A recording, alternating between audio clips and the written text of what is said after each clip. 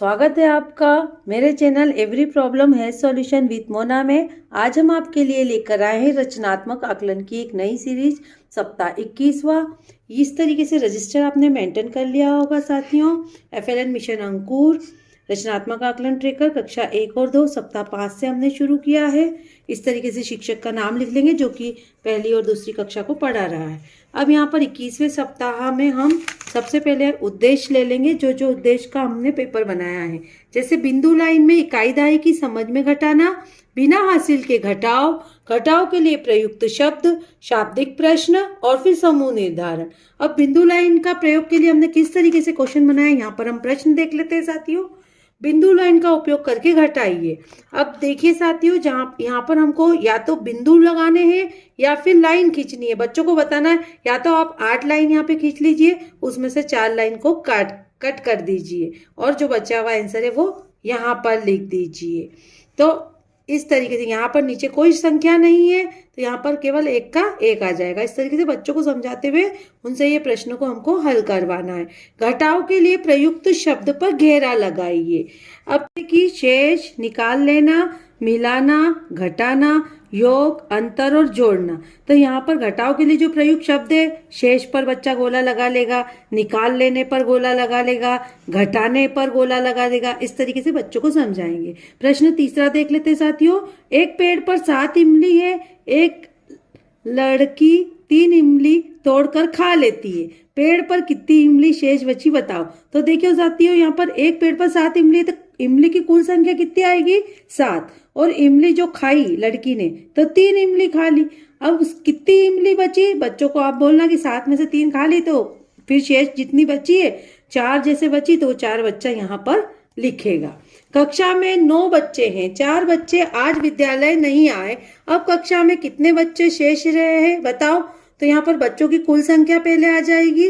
जैसे बच्चों की कुल संख्या 9 है, जो बच्चे विद्यालय नहीं आए तो 4। अब शेष कितने बचे हैं, तो यहाँ पर हम इकाई दहाई की भी समझ बच्चों को बता करके और ये सवाल यहाँ पर करवा सकते हैं साथियों।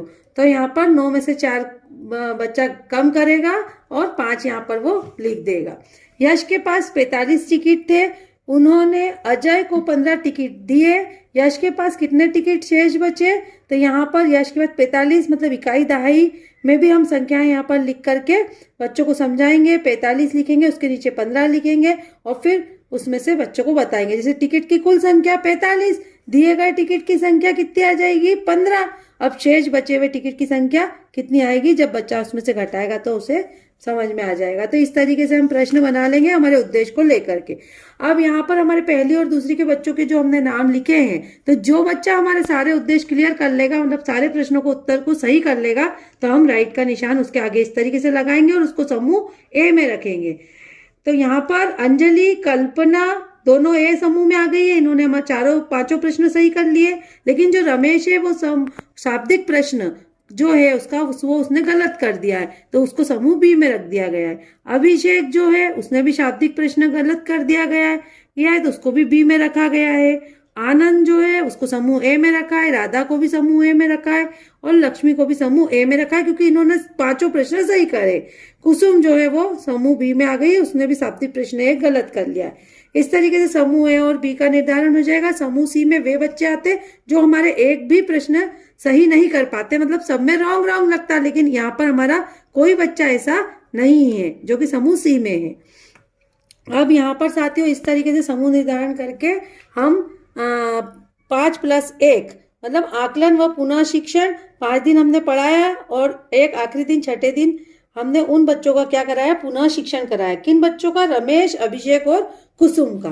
जिन उद्देश्यों में वो रह गए थे, मतलब शाब्दिक प्रश्नों वाले उद्देश्य में वो रह गए थे, उन्हीं को हमने वापस उनको पढ़ाया और आखिरी दिन उनका पुनः शिक्षण करवाया और फिर उनका पुनः मूल्यांकन किया। ठीक है साथियों, इस तरीके से हम हमारा ट्रेकर भर लेंगे। कैसी लग रही है वीडियो आपको? यदि वीडियो आपको पसंद आ रही है तो लाइक कीजिए, वीडियो को शेयर कीजिए और चैनल को सब्सक्राइब करना मत भूलिए। मिलते हैं इसी तरह नेक्स्ट वीडियो में सप्ताह 22 में रचनात्मक आकलन के साथ।